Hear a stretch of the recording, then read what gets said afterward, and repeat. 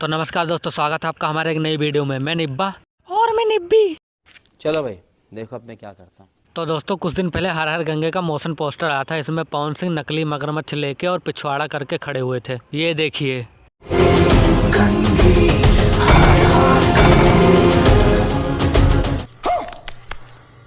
लेकिन निब्बे, इसमें पवन सिंह अपना पिछवाड़ा क्यों दिखा रहा है? अरे यही तो वजह है, इसीलिए तो दूसरा मोशन पोस्टर आया है। मतलब इस पोस्टर में देख, पवन सिंह पिछवाड़ा करके खड़ा हुआ है और मगरमच्छ को देख, इसका पिछवाड़ा ही देख रहा है ना। हाँ सही में इसका पिछवाड़ा ही देख रहा है। अब दूसरा वाला मोशन पोस्टर देख।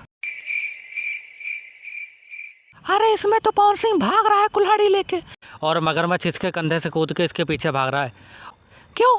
इसकी मारने के लिए। क्या बोला तूने? ओ बेटे, तभी इतनी तेज भाग रहा है, गांड फटी हुई है इसकी। लेकिन ये कुल्हाड़ी लेके क्यों भाग रहा है? अरे कुल्हाड़ी इसलिए ले रखा, अगर मगरमच्छ पकड़ भी लेता तो कम से कम कुल्हाड़ी तो अपने पिछवाड़े में डाल लेगा, कम से कम इज्जत तो बच जाएगी।